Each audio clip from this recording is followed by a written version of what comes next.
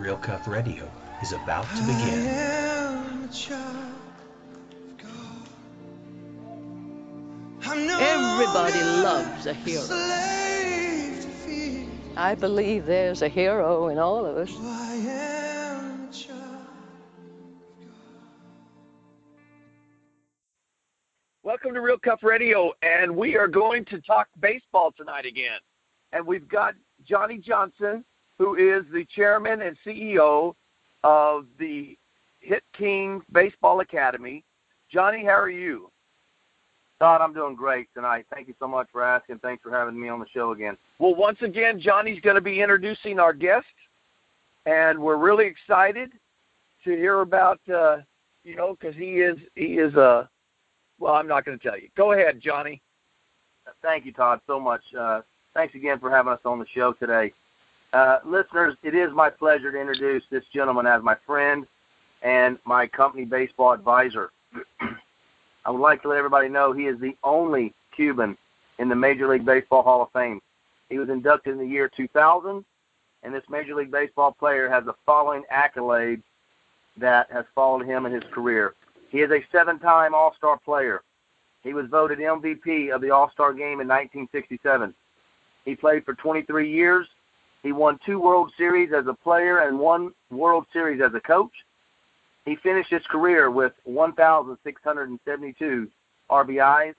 He had 379 home runs and 2,732 hits. You guys, you listeners out there in the baseball world may know him as Doggy or Big Dog, or perhaps the mayor of Riverfront as part of the Big Red Machine in the 1970s. I like to call him Hermano and mi amigo. Please welcome to the show today, Mr. Tony Perez. Thank you, Johnny. Thank you. Thank you for all that. And I really appreciate being on the show, Wayne. And really, I'm very excited to be talking to you and you guys. And let's go. Let's do it. Well, Tony, let me start off first of all because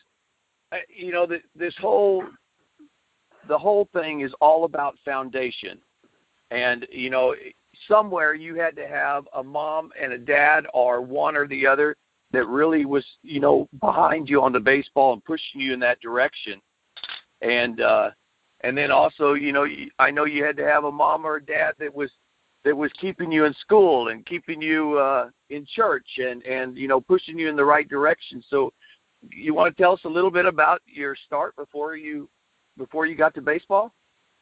Well, but I grew up in a small town, and I shared a factory in Cuba, in Camagüey, Central Violeta, they call him, and I'm I have mother and father, and my father really loved baseball, and he really back me up on whatever I do. They keep me in the school, and then after school I play baseball, and he support me, my mother too, and I got my oldest brother. He loved the game, and he used to take me to the baseball field and help me on everything I need to be a baseball player. And I don't have an academy like we have now, but we're going to do it. The Hit King. And I think all the families and all the mom and dad are going to be great for the kids to have one something like that. Well, I think just the structure that we've done 2 shows before, but the structure they talked about and everything, it's really lacking. Well, I'll say a couple. For instance, I have an oldest son who's 6'7", and he was a basketball player. And by the time he got to college, he didn't want to play basketball because he had, such a terrible experience with his coach in high school that was kind of it. He said, I'm here to study and forget the game. I have another son that he had a coach that was a police officer, and I was talking to him, and he said, I don't want to be your coaching. It sounded like he was kind of doing community service and being forced to coach. And so that's kind of what you're getting now, or you're getting some mom coaching the deal because no one else will volunteer. And I think that's where it really comes important for the foundation is that's what the Hit King Baseball Academy is all about, is to start these kids out right and get them going in the right direction. That's very important, and that's what when I hear about, Johnny introduced me to the academy and Pete, I say, well, I like what I hear and I want to be part of them because it's all for the kids, and if they had this support and this place, they can learn the game and practice and be a better not only a player, can study, can go to school and stay in school and be somebody and then play the game. That's great. I love that idea. Yeah, Todd, one of the things that we do is all of our coaches are professional coaches. We do not allow the dads to coach their sons, meaning they do not have day in and day out lineup authority over their child. When their child is playing, their player is playing, their son or daughter, because we also have softball for girls, those dads are in the stands cheering for their kids, and they get a chance to just be a regular dad, a regular mom. We do have, you mentioned earlier about a mom or a dad. We have a lot of single moms, and my mom was a single mom growing up, and she took me to practice and games, and I never really remember being at a game that I didn't look up in the stands and see my mom sitting there, watching me play. So one of the things we do is we hold baseball classes like Baseball 101 or, how to hit the inside ball or, how to hit the outside ball or, how to properly bunt. And we'll invite the moms to those classes, and we'll show them how they can do tee work or soft toss with their players, and they can participate. So we try to allow the parents to just be parents, and we allow the players to play, and that way that's one of the differentiators between us and our academy. Yeah. The other thing, too, is you've got Pete Rose, you've got Tony Perez. Name some of the other ones, Johnny, that you have helping support these kids. And absolutely, Todd. We have Steve Garvey, we have Frank Thomas, we have Joe Morgan, we have Eduardo Perez, Tony's son. We have Mike Morgan, we have Gerald Young. We have Ivan Pudge Rodriguez. He just was inducted in the Hall of Fame this past summer. We got the privilege of being there, my son and I, for that, and spend some time with him and spend some time with Tony and his wife and some of the other Major League players. We have a world-class all-star Hall of Fame, board of directors, advisory board members that played the game at a very high level. They were all very, very successful in their careers, and they add so much when they come and they spend time with our players, whether it's signing autographs at the golf tournament and our players are able to talk to them, ask them questions. It's easy for me to use my son. My son has talked with Tony and Pete and Steve Garvey and Joe Morgan one-on-one, talk to them about hitting, how to properly approach the game from a mental aspect, from a physical aspect. So having these guys really sets us apart, and I'm living a dream. Every day I go to work, and I get a call and talk to these guys. It really is like living in a dream. Well, I know that his story gives a lot of hope. Not only, you mentioned he was the only Cuban in the Hall of Fame. Well, I believe because of him, we will see more Cubans come to the Hall of Fame. We will see more, players come out of Puerto Rico. We'll see more players come out of Mexico. And, it just gives hope. Well, let me tell you this, an interesting story about this past year. The Houston Astros won the World Series. We're very proud of our team and all that they did this past season and what they accomplished. But the first baseman, Yuli Gurriel, is also from Cuba. Many of you listening may remember he hit a home run that tied the game up in one of those crucial games during this last World Series. The bat that he was swinging is actually the bats that we use in our academy. They are the OTW, over-the-wall bats. They're manufactured right there in Houston, about 15 miles from where our academy is. And I was told by Joe, good friend of mine, and the the owner and the president of OTW Bats, is that after Yuli Gurriel hit that home run, that bat was, of course, sent to Major League Baseball. It had to be certified to make sure that it met all the specifications, parameters of the bat, which it did. And then I was told that we're almost certain that that bat was sent up to Cooperstown. And the reason I was told was that Yuli Gurriel's dad was a member of the team over in Cuba that won, I think it was 100 straight games. Tony, you probably know better than I do, but I think you're right, Todd, with Tony being in the Hall of Fame, and we're seeing a lot more other Cuban players able to come and play this great game of baseball. I believe we're going to see some others in the Hall of Fame in our time. Oh, yeah, it's going to take time, but if they put the numbers, if they keep playing the game like they do now and going, to the same playoff and World Series and do their job, I know they're going to chance some Cuban and some other guy from Dominican or Mexico. They will get in the Hall of Fame, and I will, it's what we want. That's what we want to see, guys. A Latin guy come from the Latin countries to enjoy us and the Hall of Fame, and that's for real. And we would like to see that happen. Absolutely. Yeah. So you grew up. I read somewhere that you were working in the sugar cane. Yes, I did. I did work for my father was my boss. Okay. Right. And so, I mean, to go from sugar cane to become baseball and then become, to go as far as you've gone, that must just been a total dream. Oh, yeah, a big dream. I never saw when I was playing baseball in Cuba, I'm going to be in the big leagues. I never think I'm going to go to America to play baseball. But I was lucky.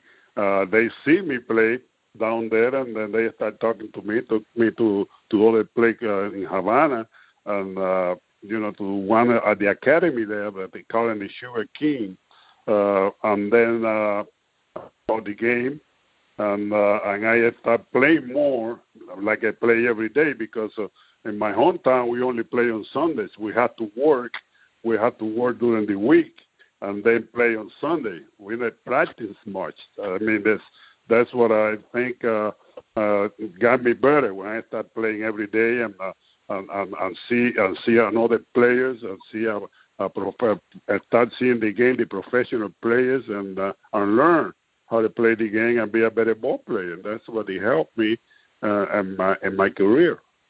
Well, we were talking right before the show, and because my father's going to be doing the Spanish interview after this, but we lived in San Juan for a while. Your wife, is she from Puerto Rico? No, she's also from Cuba. My wife from She's Cuba also from too. Cuba but, too. Well, we met in Puerto Rico. We met in Puerto Rico. Okay. When I went to play winter ball and San Juan, I played for the Santurce Crabbers over there, and I met my wife through a teammate of mine, so I was from her hometown in Cuba, and then we married and we've been together since 1964. Well, all I can remember as a kid is loving Puerto Rico, loving those coco frios and all the beach and the castles and all the stuff that we did there. And if somebody has never visited Puerto Rico, as soon as they get the structure and everything back, definitely take a trip there. Right.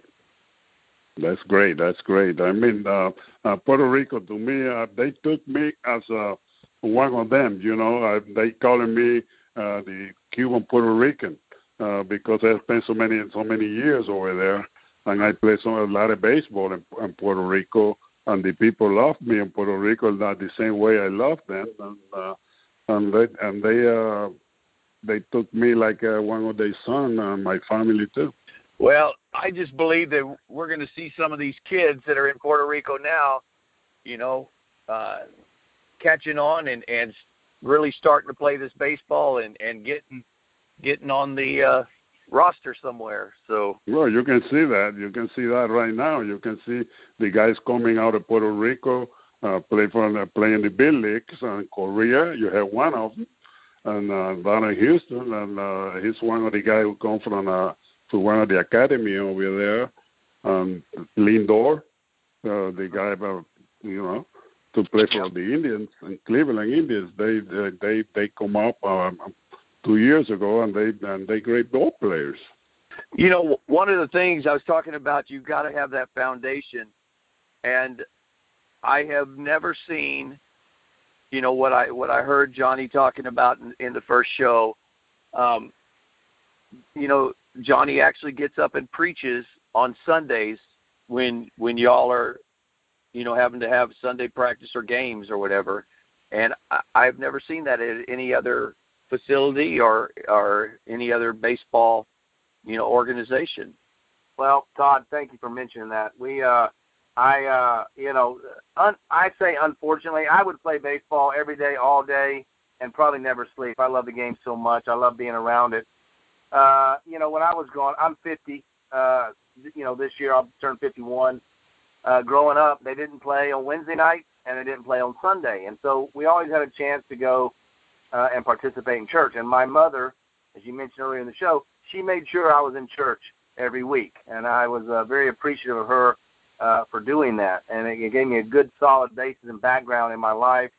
But today, all across America, they're playing baseball on Sunday, and so I have a baseball business, and unfortunately, sometimes we have to be on the field on Sunday. So what I do is I open up for the players, for the parents, and for the other kids that we're playing against to come and participate in a church service on Sundays.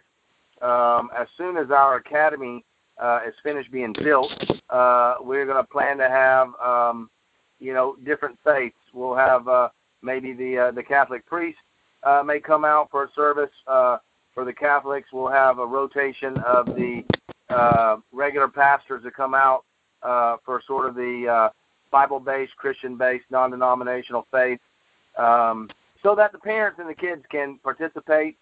They can worship the Lord on Sunday. They can play the great game of baseball. And I use it as a joke, you know, but God is an awesome, mighty God. And He created us, and He created this great game of baseball.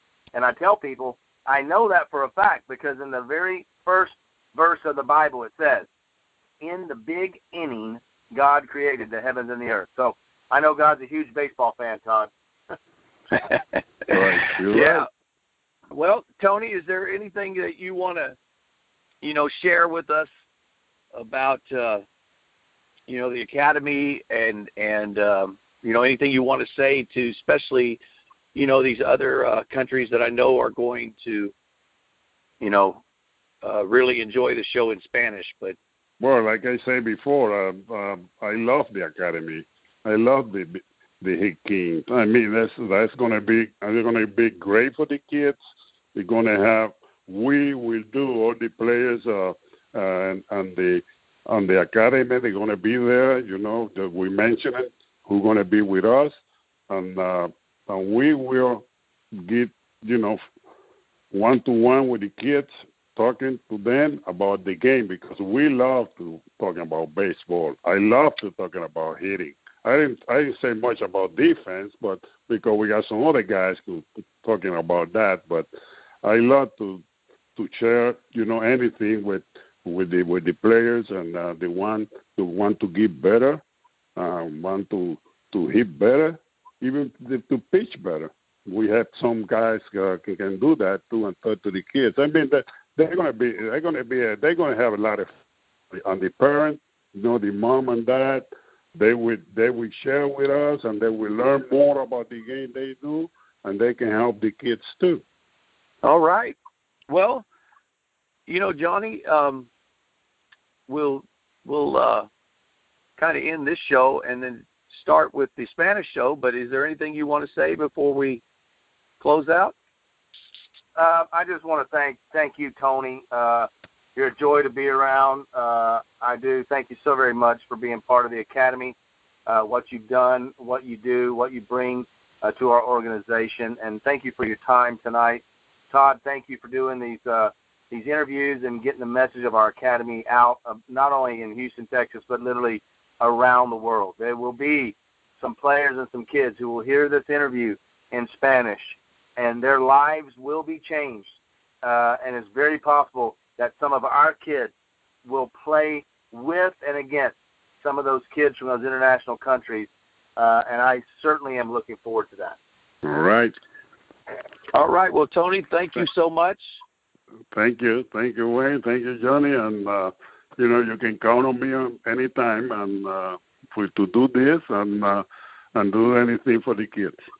All right. Well, I'm going to say that's a wrap. Hey, this is Real Cuff, and I want to thank you for listening. Please like and subscribe. YouTube completely removed our channel for a couple of years, but now we're back. Thank you.